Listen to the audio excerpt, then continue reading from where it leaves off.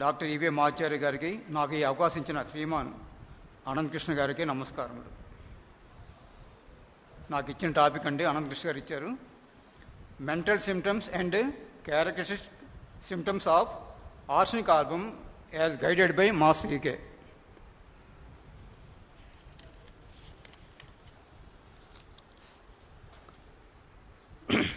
జనరల్గా మాస్ గారు చెప్పినట్టుగా ఈ డ్రగ్ ఫ్రీక్వెంట్గా ఇండికేట్ అవుతుంది.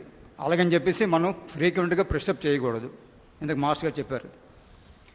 ఇందులో ముఖ్యంగా యాంగ్జైటీ, ఆందోళన ఎక్కువ ఉంటుంది. ప్రతి పని కూడా ఆందోళన చేస్తుంటాడు. ఎవరైనా ఆఫీసులో ఇతను సూపరింటెండెంట్ అనుకోండి, వాళ్ళని పని చేయనివ్వడు, ఇతనే మధ్యలో దూరుతుంటాడు, ఏవో ఇన్స్ట్రక్షన్స్ ఇస్తుంటాడు.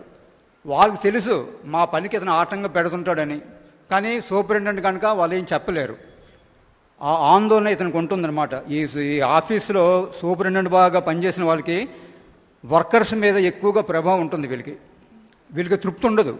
అంటే మీరు మిస్టేక్ చేస్తున్నారు, మీ స్టాఫ్ని మార్చేస్తానంటాడు. అది మాస్టర్ గారు ఇచ్చారు. ఎక్కువగా ప్రోస్ట్రేషన్, ఎక్కువ నీరసం ఉంటుంది వీళ్ళకి. ఈ ఆందోళన వల్ల ఎక్కువ నీరసం చెందుతారు. నిరాశ ఉంటుంది, నిస్పృహ, తర్వాత ఫియర్ ఆఫ్ డెత్ ఎక్కువగా ఉంటుంది.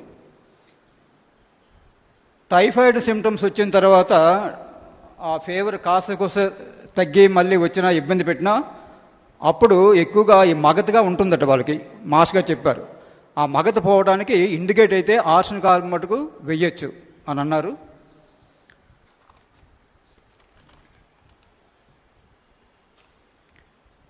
గ్రేట్ యాంగ్జైటీ ఉంటుంది వీళ్ళకి. ఫియర్ ఆఫ్ డెత్ కింద చెప్పుకున్నాం. ఇంపల్సివ్ నేచర్, తర్వాత గ్రేట్ సాడ్నెస్, అన్నిటి కూడా విచారమే, నిస్పృహ, సెల్ఫ్ సాటిస్ఫాక్షన్ అసలు ఉండదు ఇతనికి. ఈ ఆర్సెనిక్ ఆల్బమ్ వాళ్ళకి ఇంకేంటంటే యాంగ్జైటీ ఎక్కువ ఉంటుంది, రెస్ట్నెస్ ఎక్కువ ఉంటుంది కనుక ఇవి బాగా లోటుపాట్లుగా ఉంటాయి. తర్వాత ఒంటరితనం అంటే భయం, డెత్ ఆఫ్ ఫియర్. చనిపోతానేమో, ఒంటరిగా ఉంటే నేను చనిపోతున్నామని ఎవరైనా పక్కన ఉండమంటాడు, మీరు ఉండండి అంటాడు. తర్వాత మాస్గా చెప్పారు, ఇతను కుటుంబంతో ఏదైనా ఊరు వెళ్ళాడు అనుకోండి, పిల్లలు, భార్య, అతను 10 గంటలకు ట్రైన్ అయితే 9 గంటలకి సతాయింపు ఇంట్లో. వాళ్ళని సరిగ్గా అన్నం కూడా తిన్నప్పుడు, అంటే ట్రైన్ వెళ్ళిపోతుందని. వాళ్ళ ఇంటి నుంచి స్టేషన్కి 10 నిమిషాలు ఆటోలు కానీ కార్లో వెళ్తే, కానీ గంట ముందు వెళ్ళిపోవాలి. వెళ్ళిన తర్వాత ఊరుకుంటాడు స్టేషన్లో, ఆ సిమెంట్ కుర్చీలో కూర్చుంటాడు. కూర్చున్న తర్వాత ఎంక్వైరీ చేస్తే గంట లేట్ అంటాడు బండి. అక్కడి నుంచి ఇంకా ఇతనుతో పడలేరు ఎవరును. అక్కడి నుంచి ఎంక్వైరీకి వెళ్తాడు. వెళ్ళిన తర్వాత ఈ బండి అందుకో ఎన్ని గంటలకు వస్తుంది వాళ్ళు చెప్తారు. చెప్పిన తర్వాత మళ్ళీ ఇక్కడికి వస్తాడు. వచ్చిన తర్వాత ఈ పిల్లలు ఏదో ఇంజిన్ లాగా వాళ్ళ అబ్బాయి ఇలాగంటాడు, ఒక ఇంజిన్ వాడు. వాళ్ళ చెల్లెం వచ్చి వాడు షర్ట్ పట్టుకొని ఇదొక కంపార్ట్మెంట్లో కూర్చున్నట్టు వాళ్ళు చక్కగా ఆడుకుంటారు. వాళ్ళకి గొడవలే ఉండవు, వర్తమానాలు ఉంటారు వాళ్ళు. ఇతని మటుకు మాటికి ఎంక్వైరీకి వెళ్ళడం రావడం, ఎంక్వైరీకి వెళ్ళి రావడం. మూడోసారి మటుకు వాళ్ళు కోపం పడుతుంటారు. ఎందుకు వచ్చావు కదా చెప్పాం మేము, మళ్ళీ మాటికి వస్తున్నామంటే అక్కడ పాసెంజర్ని అడుగుతుంటాడు, ఈ ట్రైన్ ఎన్ని గంటలకు వస్తుంది అంటే. అంత యాంగ్జైటీతో ఉంటాడు ఇతను. తృప్తిగా ఉండడు. పిల్లల్ని ఆడుకునివ్వడు. ఇంకేదంటే ట్రైన్ వస్తే మీరు ఉండిపోతారు, మేము వెళ్ళిపోతాం అంటాడు. సరే నాన్నగారు పిలిచారు కదని వస్తారు, వాళ్ళు కూర్చుంటారు. మళ్ళీ ఇతను ఎంక్వైరీకి వెళ్ళేసరికి మళ్ళీ వీళ్ళు ఆడుకుంటారు అనమాట. అంటే అంత పీస్ ఆఫ్ మైండ్తో ఉంటారు పిల్లలు వర్తమానంలో. ఇతనికి అది అవ్వదు, నచ్చదు కూడా. ట్రాంక్విలిటీ, ప్రశాంతత కోల్పోతాడు. ఈ ల్యాక్ ఆఫ్ ట్రాంక్విలిటీ ఉంటుంది. మైండ్ ప్రశాంతంగా ఉండదు, ఇంకొకరిని ఉండవడు.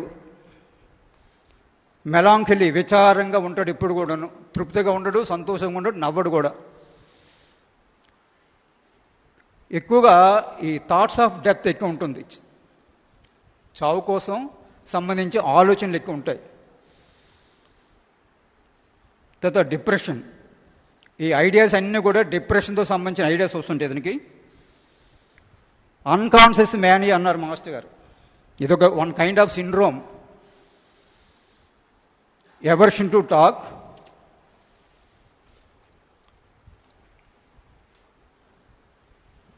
తర్వాత ఆర్సెనిక్ ఆల్బమ్ ట్రీట్మెంట్ చేస్తున్నాం అనుకోండి, అది పూర్తిగా నివారణ కావాలంటే మాస్టర్ గారు చూసి ఆలోచించి తుజా వేయమన్నారు.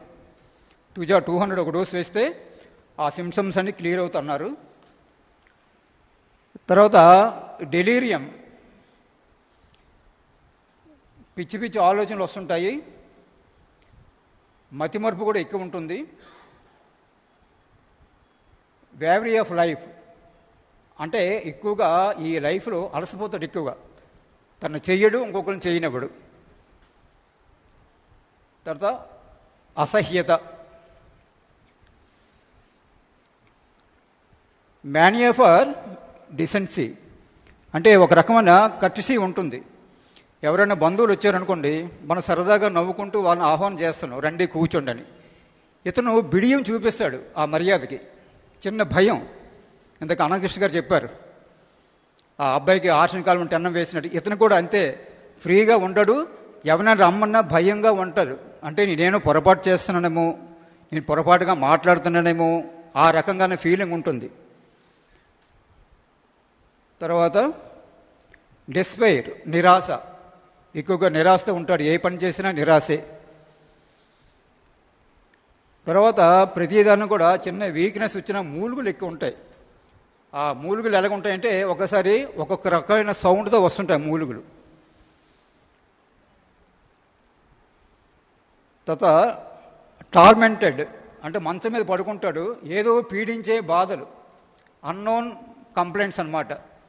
ఏంటో తెలియదు, ఇతను చెప్పడు, ఇంట్లో వాళ్ళు కూడా అర్థం చేసుకోలేరు ఇతని గురించి. ఏమనంటే ఏమి లేదంటాడు, నన్ను ఏదో పీడించేస్తుంది. మంచం మీద ఉంటాడు, ఈ పక్కకి వెళ్ళిపోతాడు, మళ్ళీ అటు నుంచి మధ్యలోకి వస్తాడు, మళ్ళీ చివరికి వస్తాడు. ఒకసారి బెడ్ మార్చేస్తాడు, మంచం మార్చేస్తాడు. ఒకసారి ఏంటంటే ఇలా నిల్చొని కిటికీ దగ్గరికి వెళ్తుంటాడు, కిటికీ నుంచి మళ్ళీ బయటకు వస్తుంటాడు.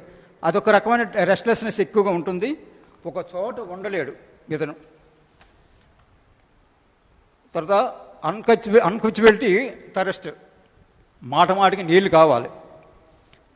నీళ్ళు తాగినా సాటిస్ఫాక్షన్ ఉంటుందంటే డిస్సాటిస్ఫాక్షన్ ఉంటుంది, మళ్ళీ కావాలంటాడు, మళ్ళీ తాగుతుంటాడు, తృప్తి ఉండదు అనమాట. తర్వాత డెత్కి సంబంధించిన ఆలోచన చెప్పుకున్నాం. క్రానిక్ డిసీజ్లో థరస్ట్ తగ్గుతుందని అన్నారు మాస్టర్ గారు. మామూలుగా అయితే థరస్ట్ ఎక్కువ ఉంటుంది, ఆర్సెనిక్ ఆల్బమ్ క్రానిక్ అయినట్లయితే పేషెంటు దాహం తగ్గుతుంది. తర్వాత క్రానిక్ కేసులో ఇంత డిస్టర్బెన్స్ ఉంటుంది కదండి, క్రానిక్ కేసులో ఈ డిస్టర్బెన్స్ అంతా తగ్గుతుందట, అంటే వైటాలిటీ తగ్గుతుందేమో, దాంతో ఇంత డిస్టర్బెన్స్ ఉండదు. దానికి బుజ్జిగారు ఒకసారి మనం చూసుంటున్నాం, ఫిట్స్ కేసులు వస్తుంటాయి, వాడు వైలెన్స్గా ఉంటాడు ఫిట్స్లో, ఫిట్ తగ్గిన తర్వాత మళ్ళీ యాక్టివ్ అయిపోతాడు. ఈ పేరెంట్స్కి కాన్ఫిడెన్స్ ఉండదు హోమియోపతి మీద, ఇంకేదంటే ఫిట్స్ తగ్గుతున్నాయి, వస్తున్నాయి, తగ్గుతున్నాయని ఎల్లపతికి వెళ్తుంటాడు. వాడేం చేస్తాడంటే గార్డెన్లు కాంపోజ్ ఇచ్చేస్తాడు, దాంతో కామ్గా ఉంటాడు ఒక చోట, కదలడు మెదడు. పేరెంట్స్ అనుకుంటారు వీడు బాగున్నాడు, ఇదివరకు అయితే డిస్టర్బెన్స్ ఉండేది, ఈ సామాన్ లాగేవాడు, పీకేవాడు, ఇరిచేవాడు, ఇప్పుడు బాగున్నాడు అనుకుంటారు. తీరా రాను రాను రాను రాను అదే జాగ్రత్త అలాగుంటాడు. అంటే వైటాలిటీ తగ్గిపోయింది, మైండ్ పిక్యులర్గా తయారైంది, ఇన్నోసెంట్గా తయారైపోతాడు. ఫిట్స్ ఉన్నప్పుడు పర్వాలేదు, ఒక అరగంట ఫిట్ వచ్చినా సరే, తర్వాత మామూలు అయిపోయి ఆడుకునేవాడు. అలాగా ఈ కాంపోజివ్ గార్డెన్లు ఇచ్చిన తర్వాత ఒక రకమైన మొత్తం వస్తుంది అన్నారు బుజ్జిగారు, అది ఇవ్వకూడదు. ఫిట్స్ వచ్చినా పర్వాలేదు, చచ్చిపోడు. ఈ గార్డెన్లు కాంపోజివ్ వల్ల మైల్డ్ అయిపోతాడు, యాక్టివిటీ తగ్గిపోతుంది. Many of the mental troubles as well as the physical troubles. తర్వాత బుజ్జిగారు ఏమన్నారంటే మెంటల్ సిమ్టమ్స్ సమయానికి మనం ట్రీట్ చేయకపోతే అవి ఫిజికల్ ఎలిమెంట్స్గా మారుతుంటాయి. అప్పుడు మెంటల్గా సఫర్ అవుతాడు, ఫిజికల్గా సఫర్ అవుతాడు. అంచేత మెంటల్ సిమ్టమ్స్ ఉన్నప్పుడే సరైన డాక్టర్ని సంప్రదించాలి.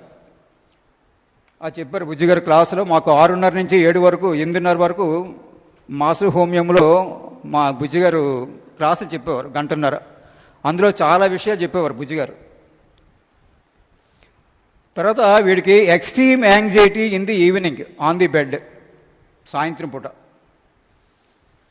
Great mental depression and sadness, melancholy. He thinks that he is going to die. అది ఎప్పుడు ఉంటుంది. ఎవరైనా వాడు ఆ ఒంట్లో బాగోదనుకోండి, ఎవరైనా వస్తే నేను 2-3 రోజులు చచ్చిపోతాను కదా, నా దగ్గర ఎందుకు వస్తున్నారు అంటాడు. వెళ్ళిపోండి అంటాడు. మళ్ళీ ఒంటరిగా ఉంటే భయం, ఎవరో తోడు ఉండాలి. అదే చెప్తున్నారు. He thinks that he is going to die and wants to somebody with him. ఎవరో ఒకరు తోడు ఉండాలి. వస్తే రానివ్వడు. ఎందుకు, నేను పోతాను కదా, ఈ 2-3 రోజులకి మీరెందుకు రావడం, మీ పని ముడి చేసుకుని ఉంటాడు. దీంతో ఈ యాంగ్జైటీ బాగున్నప్పుడు కార్డియాక్ యాంగ్జైటీ కూడా యాడ్ అవుతుందన్నారు. తన అనారోగ్యం కారణంగా తన ఆఫీస్ వాళ్ళు ఇంటికి వస్తుంటారు. పలకరిద్దాం, బాగులేదు కదండి. వస్తే వీళ్ళు నన్ను అరెస్ట్ చేయడానికి వచ్చారేమో అని ఒక రకమైన ఫీలింగ్. వాళ్ళు ఎందుకు అరెస్ట్ చేయడానికి వస్తారు, పలకరించడానికి వస్తున్నారు. అది గ్రహించలేడు. గ్రహించక నన్ను అరెస్ట్ చేయడానికి వస్తున్నారు అన్న ఫీలింగ్ ఎక్కువ ఉంటుంది. తర్వాత మెంటల్ స్టేట్ నుండి ఇంకా బయట పడలేనేమో, ఈ మెంటల్ కండిషన్తో నా లైఫ్ ఎలా గెలిపోద్దేమో. ఎవరైనా ధైర్యం చెప్పినా సరే, డాక్టర్లు ధైర్యం చెప్పారనుకోండి, ఇతను మాయ చేస్తాను అంటారు. చూడండి, ఇది ఆర్నిక వాడు మాస్టర్ గారు చెప్పేవారు, నీకు ఎందుకు పర్వాలేదురా, జబ్బు తగ్గిపోతుందని డాక్టర్ అంటే, ఈ డాక్టర్ అన్ఫిట్, నన్ను అర్థం చేసుకోలేదు. వీడు అలాగా ఆర్షణ కాలం వాడు డాక్టర్ చెప్పినా నన్ను మాయ చేస్తున్నాడు అంటాడు. ఏవో కబుర్లు చెప్పి నన్ను మాయపుచ్చి నాకు ట్రీట్మెంట్ ఇస్తాడేమో అని ఇష్టపడ్డాడు. తర్వాత as a consequence of fright inclination to commit suicide. జీవితం ఎందు నిరాశ, దాంతో ఇంకెందుకులే మన జీవితం అనుకుంటాడు. తర్వాత మాస్టర్ గారు ఇక్కడ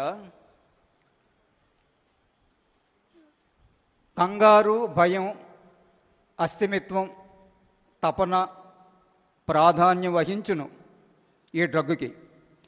ఈ 3 లక్షణాలు ఉంటే ఆర్సెనిక్ ఆల్బమ్ ఏమో ఇవ్వాలేమో అని ఒకరు అనుకుంటారట. అలాగ అనిపిస్తుందట. ఈ లక్షణాలు కనిపించకపోతే ఆర్సెనిక్ ఆల్బమ్ కాదేమో అని వేరే డ్రగ్ వెతుకుతారట.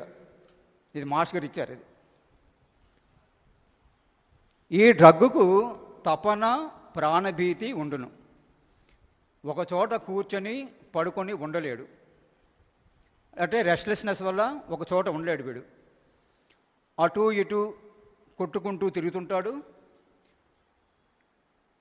తర్వాత వీడు బజారుకి వెళ్ళాడు అనుకోండి, ఇంటి గురించి ఎక్కువ ఆలోచిస్తాడు. ఇంట్లో ఉంటే బజార్ గురించి. అలాగే స్టేషన్కి వచ్చాడు అనుకోండి, రిక్షాలు కూర్చుంటాడు లేదా ఆటోలు కూర్చుంటాడు. మద్రాసు వెళ్ళాలనుకోండి, మద్రాసు గురించి ఆలోచిస్తాడు. ఉండేది రిక్షాలో, స్టేషన్కి వెళ్తున్నాడు. స్టేషన్లోకి వస్తే ట్రైన్ ఎక్కిపోయినట్టుగా ఫీల్ అవుతాడు. ఎప్పుడు కూడా ఫ్యూచర్ గురించి ఎక్కువ ఆలోచిస్తుంటాడు. దాంతో ఏంటంటే మాట తీరు కూడా బాగుండదు. అయితే ఒకటి, ఇతనికి ఏంటి, హింస చేసే ప్రభావం ఆర్సెనిక్ ఆల్బమ్ లేదు. ఆ కంప్లైంట్స్ ఏం లేవు. తర్వాత ఇప్పుడు కాలేజీలో లెక్చరర్ ఉన్నారనుకోండి, లేదా స్కూల్లో టీచరు, ఒక పీరియడ్ మ్యాథమెటిక్స్ అనుకోండి, అది చెప్పకుండా చెప్తాడు. కానీ నెక్స్ట్ పీరియడ్ ఏంటి, ఫిజిక్స్ చెప్పాలి ఇంకో క్లాసులో, దాని గురించి ఎక్కువ ఆలోచిస్తాడు.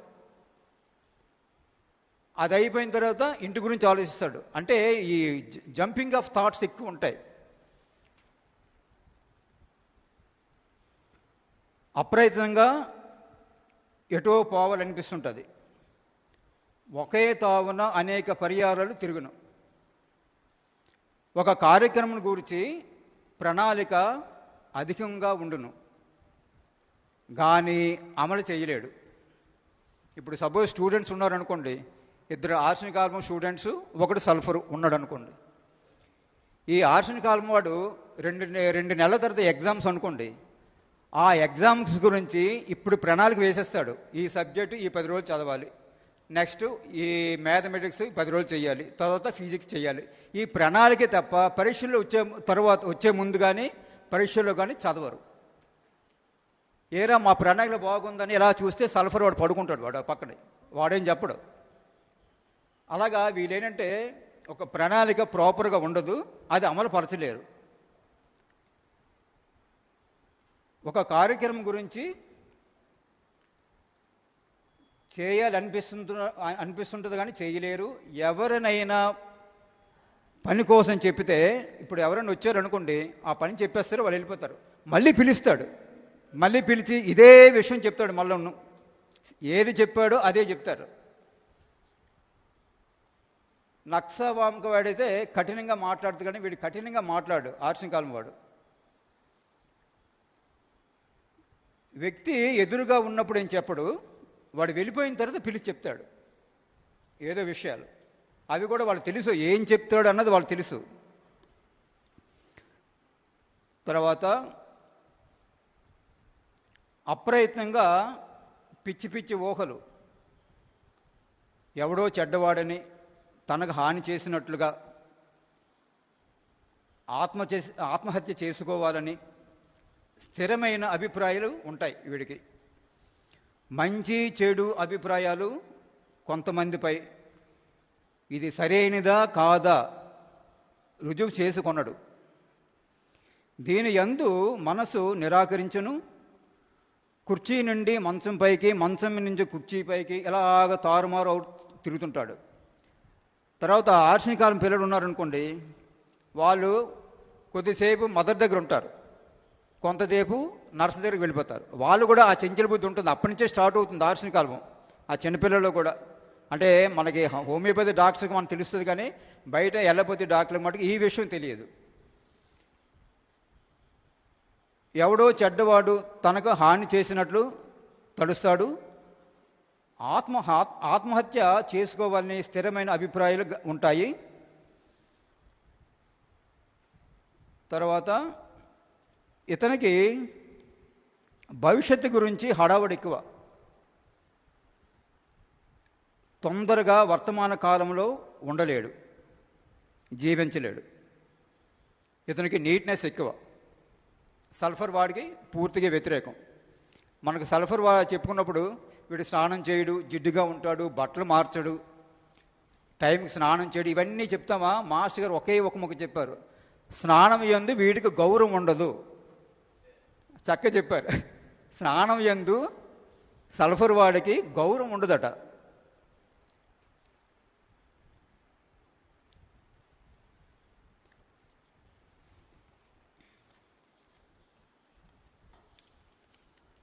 తర్వాత ఒకసారి క్లాసులు అవుతుండగా బుజ్జిగారు ఒక అద్భుతమైన కేసు అండి. మెడిసిన్ ఇవ్వలేదు, కానీ ఆ మెంటల్స్ క్యూర్ చేశారు. అది మన డిస్పెన్స్లో ఒక మందులు ఇవ్వడే కాకుండా ఇటువంటి ట్రిక్స్ కూడా బుజ్జిగారి దగ్గర నేర్చుకోవాలి. ఎలాగంటే వాళ్ళ మదర్ ఒకసారి డిస్పెన్సరీకి వచ్చారు. ఆవిడకి ఏవో ఎక్యూట్ కంప్లైంట్స్, ఆ పేషెంట్ బెరట్ గారు మదరు 2 సార్లు వచ్చిన తర్వాత ఆ బుజ్జిగారి ట్రీట్మెంట్ ఆవిడ బాగుంది. ఏమంటే మా అబ్బాయి ఎలాగెలగా డబ్బులు అడుగుతుంటాడు, సినిమాలకి షికారులు చేస్తుంటాడు, చదువుకోడు, వాడి ఫ్రెండ్స్ కూడా 2-3 ఇలాగే తయారయ్యారు అని చెప్తే ఒకసారి తీసిరామ్మ అన్నారు బుజ్జిగారు. మదర్ ట్రై చేసింది, వాడు రానన్నాడు. నాకు మందు వద్దు, నేను డాక్టర్ దగ్గరికి వెళ్ళను. వాడంతే 17 సంవత్సరాలు ఎంత ఉంటాయి, మహా ముండే అనమాట. సరే నెక్స్ట్ టైము మళ్ళీ ఆవిడ వచ్చింది బుజ్జిగారి దగ్గరికి. ఏమండి వీడు మాట వింటలేదండి, రానంటున్నాడు. సరే మీ వాళ్ళు ఎవరైనా ఉన్నారా దగ్గర అంటే, మా తమ్ముళ్ళు ఉన్నారండి, దగ్గరలో ఉన్నారు, ఆదివారం మా ఇంటికి వస్తారండి. అయితే ఒక పని చెయ్యి, ఈసారి డబ్బులు అడిగితే నువ్వు ఇవ్వకన్నాడు. ఆవిడ ఏంటంటే డబ్బులు ఇవ్వకపోతే నూతులు పడిపోతాను అంటున్నాడు. వీడు పెరట్లో నుయ్యి ఉంది, పరిగెత్తి వెళ్ళి ఆ గడ్డ దగ్గర ఆగుతాడు. మీ వల్ల మీ కొడుకు పాడేవాడని బుజ్జిగారు అన్నారు. మీరు అమాయకత్వం, వాడు అడిగితే ఇచ్చేస్తున్నారు, ఇవ్వకుండా చూడండి, వాడే నూతులేం పడ్డు, ఫోర్స్గా మీ దగ్గర వెళ్తున్నాడు. మీరు రాకపోతే ఆ నెమ్మదిగా నడుస్తాడు, మీరు వెనక్కి వెళ్తే ఇంకా ఫోర్స్ చేస్తున్నాడు. మీరు మాని అంటే మానది ఈవిడ. ఎందుకు మానందంటే నూతులు పడిపోతాడేమో. అది ఓపెన్ చేయండి, మీ బ్రదర్స్ ఉన్నారు కదా, వాళ్ళకి నేను చెప్పినట్టు చెప్పండి.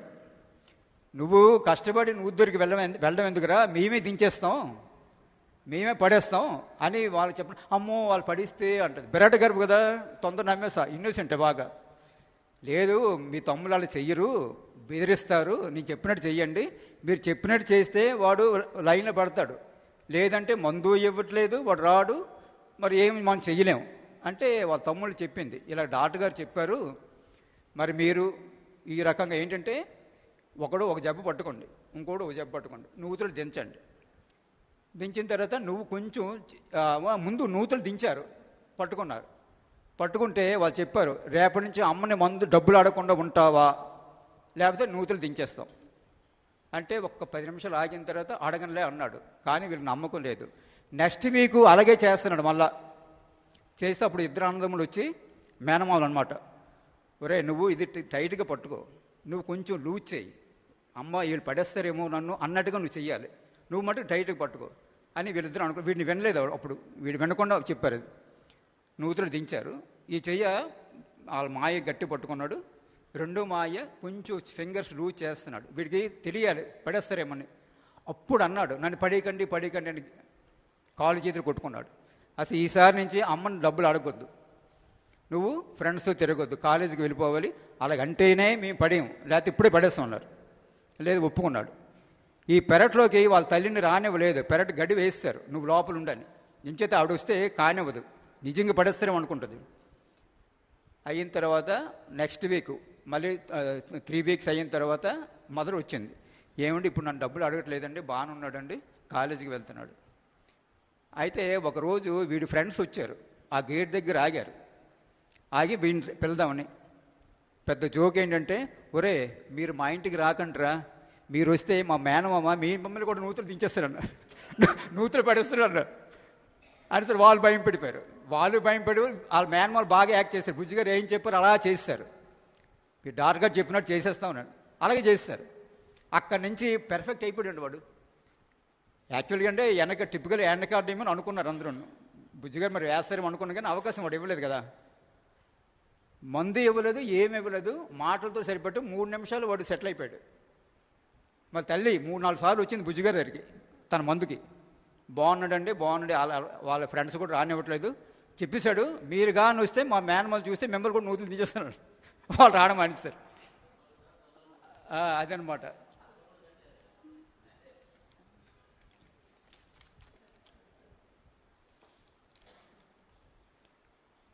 ప్రయాణం ముందు ఈ ఆశ్రమ కాలం వాడు విపరీతం హడావడి చేస్తుంటాడు, అందరినీ తొందర పెడుతుంటాడు, వాళ్ళు అన్నం తిన్నవాడు. ఇతను ఆఫీస్కి వెళ్ళే ముందు అన్నం పెట్టి అంటాడు, పెట్టేస్తుంది, నాకు పచ్చడి కావాలంటాడు. అప్పటికి మజ్జిగలోకి వచ్చేస్తాడు, పెరుగు ఏదో వేసుకుంటాడు. వంటగదిలోకి వెళ్ళి ఆ పచ్చడి జాడి తీసి మూత తీసి ఇలా తెస్తుంది అనేసరికి కంచం దగ్గర ఉంటాడు. అదేమిటండి తెమ్మన్నారు కదంటే, నేను చెప్పాను కదా నువ్వు తేలేదు అని చేతులు కడుక్కుంటాడు. ఆఫీస్కి అప్పటికి గంట టైం ఉంది, కానీ హడావుడి ఎక్కువ. అంటే వెయిట్ చేయలేడు అనమాట, ఆయన అనుకున్నది వెంటనే అయిపోవాలి. ఇప్పుడు ఈ డ్రగ్స్లో ఆర్సెనిక్ ఆల్బమ్ కానీ మాస్ గారు ఇచ్చిన వాటిలో నక్స్వామిక అలాగే తుజా ఈ డ్రగ్స్ ఉన్నాయి కదండి, ఇవి కానీ మెంటల్స్ కానీ బాగా స్టడీ చేస్తే, ఒకసారి కాకుండా అప్పుడప్పుడు తీరుబడి చూసి చదివితే బ్రహ్మాండమైన యోగా వీడికి అభ్యస్తుందండి. వీడు డాక్టర్ అవ్వక్కర్లేదు. యోగా అభ్యాసం చేసినా సరే కొంత ఇన్బ్యాలెన్స్ రావచ్చు అప్పుడప్పుడు, కానీ ఈ డ్రగ్స్ బాగా జీర్ణం చేసుకొని మాటమాటికి వీలు అవకాశం ఉన్నప్పుడు చదువుకుంటే మంచి యోగాభ్యాసం బయట ఎలా నేర్చుకుంటున్నారో అంతకన్నా ఎక్కువ వచ్చేస్తుంది వీడికి. ఏం చేద్దంటే ఏ పొరపాటు చేసినా అమ్మో ఆ డ్రగ్ ఇండికేట్ అవుతుంది, మానేస్తాడు. ఈ పొరపాటు చేస్తే ఈ డ్రగ్ అన్నారు కదా ఇది ఇండికేట్ అవుతుంది, మానేస్తాడు. ఏం చేద్దంటే మాస్టర్ గారు అంత డీప్గా ఇచ్చారు మెంటల్స్ ప్రతి డ్రగ్ కొన్ని, అది మిగతా బుక్స్లో ఎక్కడ దొరకవు. ఎలాగంటే ఇతను అబ్జర్వ్ చేసి ఇచ్చిన నోట్స్ ఇది. ప్రతి కేసు కూడా ఇతను ట్రీట్ చేసి బుజ్జిగారు కూడా ఫాలో అయ్యేవారు మాస్టర్ గారితో.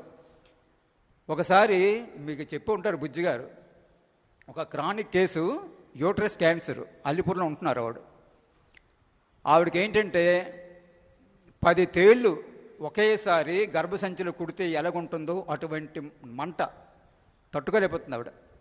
విశాఖపట్నం అందరు డాక్టర్ చూశారు, వాళ్ళ వల్ల కాలేదు.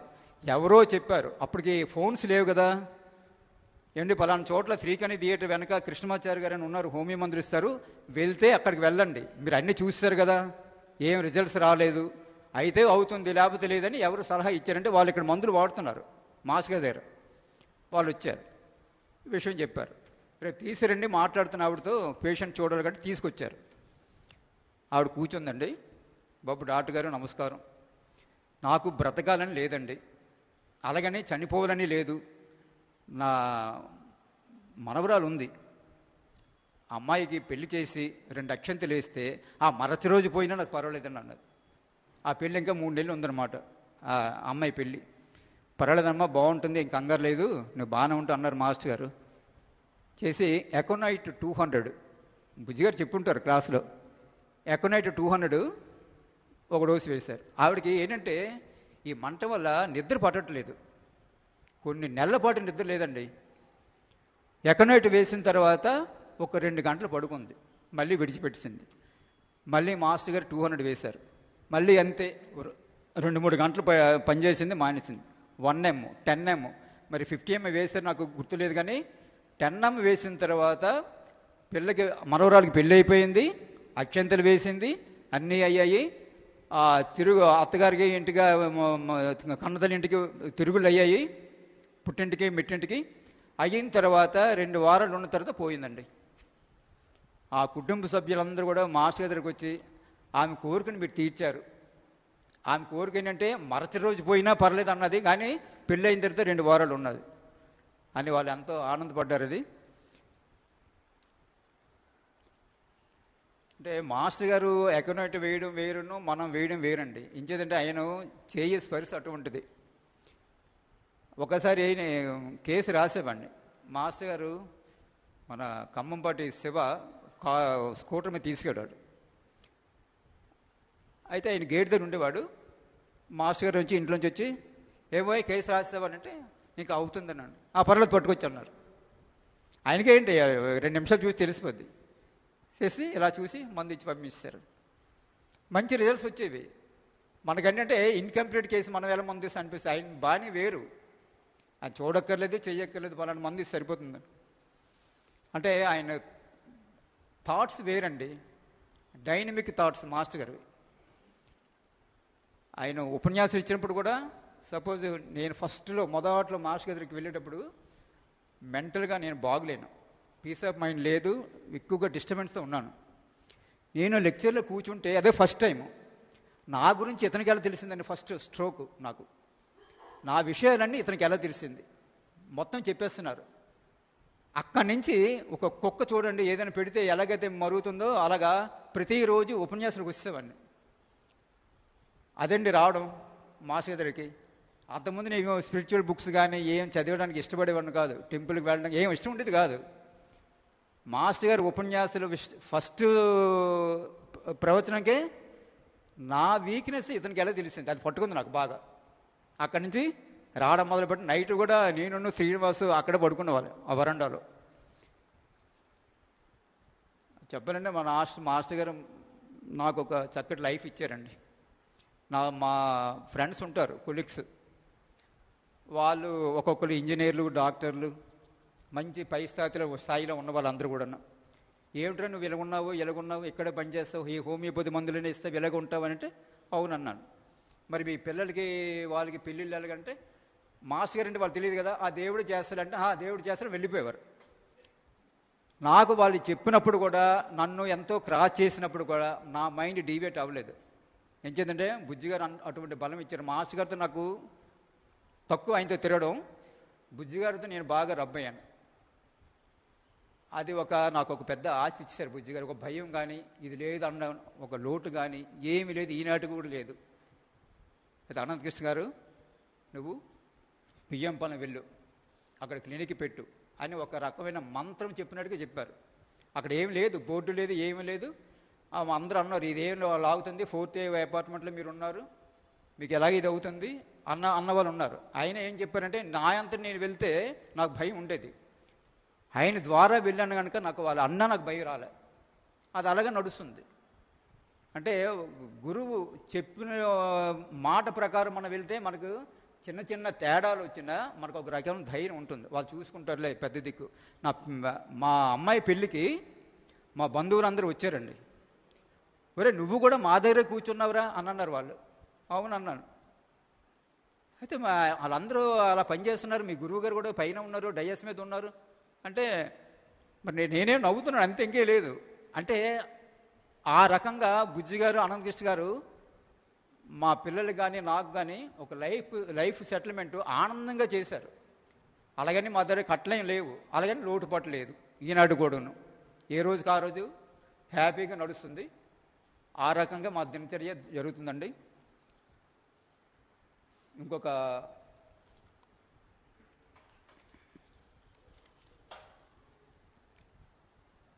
మా ఆర్సనికాలము పేషెంటు డాక్టర్ని కన్సల్ట్ చేయడానికి వీళ్ళు తీసుకెళ్తారు పేషెంట్ని. పేరెంట్స్ ఒప్పుకోడు, నాకు అక్కర్లేదు అంటాడు. ఒరే నీ మంచి కోసం కదా, ఆ రోగం తగ్గితే మంచిది కదంటే డాక్టర్ నన్ను ఏదో కబుర్లు చెప్పి మాయ చేస్తాడు, నేను రాను అంటాడు. రోగ నివారయందు నిరాశ ఉంటుంది. తన మిత్రుడు వచ్చి రోగ వివరాలు అడిగితే నీకు అనవసరం అంటాడు. క్రమపద్ధతి ఎడల, క్రమశిక్షణ ఎడల భాషలను తీర్చిదిద్దుకున్నటి ఎడల మానుకోలేని మోజు కలిగి ఉండును. చూడండి మరొకసారి మాస్ గారు ఇచ్చింది ఇది. క్రమపద్ధతి ఎడల, క్రమశిక్షణ ఎడల భాషలను తీర్చిదిద్దుకున్నట ఎడల మానుకోలేని మోజు ఉంటుంది, కానీ ప్రాక్టికల్గా ఉండదు. ఏమి చెయ్యడు, కానీ దాని ఎందుక మోజు ఉంటుంది, చేద్దామని. దుస్తులు నలిగినను మాసినను భరించలేడు ఆర్సనికాలం వాడు. బూట్లు పాలిష్ చేస్తే వాడు ముఖం ఆ బూటు మీద కనిపించాలి.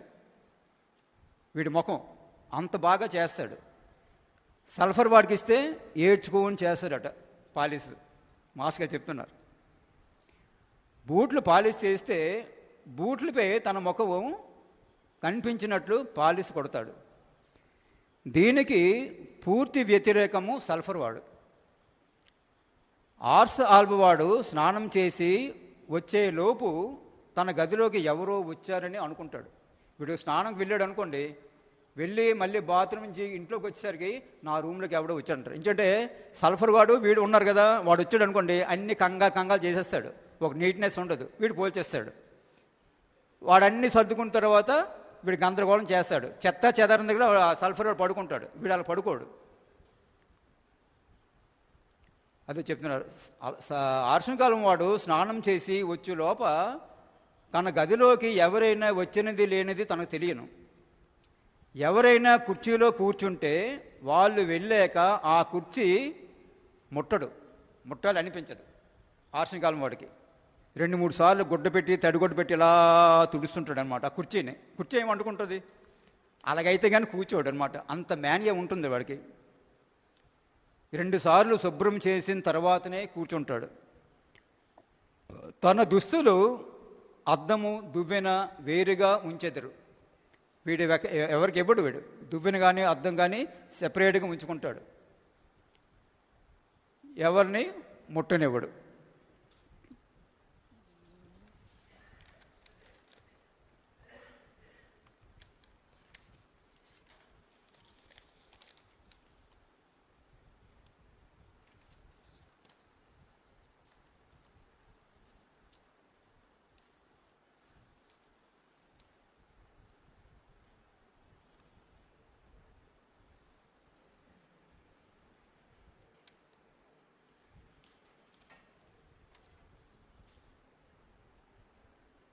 వీడికి నిద్ర పెట్టేది చాలా తక్కువ. ఈ రెస్ట్లెస్ వల్ల నిద్ర రాదు.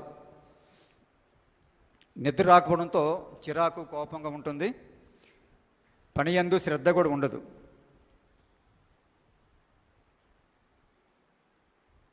తర్వాత పిల్లల్ని ఎందుకు పిలుస్తాడో తెలియదు, దేని పిలుస్తాడో తెలియదు, ఏదో చెప్పాలనుకుంటాడు, మళ్ళీ వాళ్ళు వెళ్ళిపోతుంటారు, మళ్ళీ పిలుస్తాడు. అంటే విషయం చెప్పడు, మాటికి పిలుస్తుంటాడు, ఏదో చెప్పాలనుకుంటాడు. తర్వాత ఎక్కువగా అంటే నేను చనిపోతే ఈ పిల్లలు ఎలాగా, వీడి ఫ్యూచర్ ఎలాగా, వాళ్ళ చదువుతున్నారు, వీడు పెళ్ళి వయసు వచ్చేది వీడికి. కానీ ఈ ఆలోచనలు ఎక్కువ ఉంటాయి పిల్లలు చదువు గురించి, కాబోయే పిల్లల కోసం పెళ్ళిళ్ళు ఎలా చేయాలి నేను. దాంతో వీడు ఆలోచించి నిద్ర కోల్పోతాడు.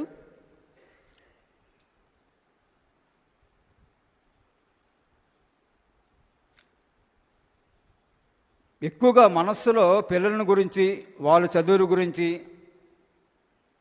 ఆఫీసు గురించి, తానే చేయవలసిన పనిని గురించి, ఆఫీసుల గురించి ఆలోచిస్తుంటాడు. ఇతను పని చేస్తుంటాడు, మిగతా ఆఫీసుల గురించి కూడా ఎక్కువ ఆలోచిస్తుంటాడు. అకస్మాత్తుగా ఎవరైనా వస్తే నాకు హాని చేయడానికి వస్తున్నారేమో వాళ్ళతో మాట్లాడుతుంటాడు. మాట్లాడినప్పుడు నా మాటలేనో పొరపాటు ఉందేమో, నేను సరిగ్గా మాట్లాడలేకపోతున్నానేమో అన్న ఫీలింగ్ కూడా ఎక్కువ ఉండి ఎక్కువగా మాట్లాడడానికి ఇష్టపడ్డు.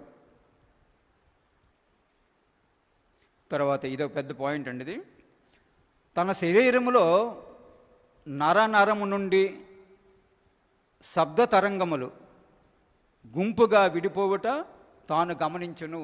అది ఎవరికి తెలియదు.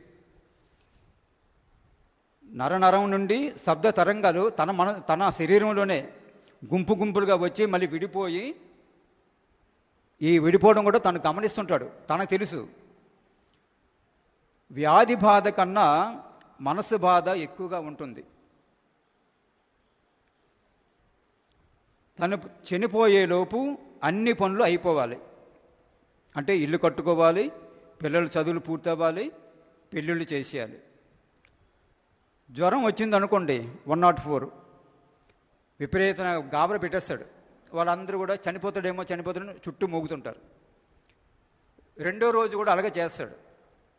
మూడో రోజు ఆ భార్య వెళ్ళనివ్వదు. ఒరే వెళ్ళకండి ఆయన అంతే మామూలే, ఏం అవ్వదు అని ఆ భార్య చెప్పేస్తుంది. కానీ ఏం అవ్వదు. ఆ యాంగ్జైటీ ఎక్కువ ఉంటుంది. అంటే 104 వచ్చింది, 104 నుంచి 102 వచ్చింది, తర్వాత 100 వచ్చింది. 100 వచ్చినా ఇదే వేషాలు వేస్తాడు. అప్పుడు భార్య చెప్తుంది, ఆయన దగ్గర వెళ్ళకండి పర్వాలేదు, ఏం అవ్వదని. ఈ జ్వరం తగ్గుతుందనే మందు ఏ డాక్టర్ అని ఇస్తే నన్ను మాయ చేస్తున్నా అంటాడు. పల్స్ రేటు కోసం చేయి చేస్తాడు. ఇలాగా డాక్టర్ గారు కాస్త సమయం ఎక్కువ తీసుకొని పల్స్ చూస్తాడు. ఇంకేం లేదు, ఎక్కువ సమయం కాదు, 1 మినిటే చూస్తాడు. ఆ 1 మినిట్ ఇతనికి ఎక్కువైపోద్ది, భరించలేడు. 2 నిమిషాలు చూశాడు, 3 నిమిషాలు చూసి అంటాడు. చూసి పల్స్ రేటు కోసం చేయి ఇస్తాడు. డాక్టర్ కాస్త సమయం ఎక్కువ తీసుకున్నట్లుగా భావిస్తాడు. అలాగ అనిపిస్తే ఏదో పెద్ద రోగం తనకి చుట్టుముట్టింది, నన్ను ఆవరించింది పెద్ద రోగం అనుకుంటాడు. అనుకొని ఒక రకమైన అనుమానం, ఐశాంసలాగా ఏమైపోతున్నావు. పోనీ ఏమైపోతున్నప్పుడు సరైన మందు తీసుకుంటాడో అది తీసుకోడు. ఈ రకంగా మా సీగా గారు ఇచ్చిన మానసిక లక్షణాలండి ఆర్సనిక్ ఆల్బమ్ మనం విన్నాం. స్వస్తి వాసుదేవ.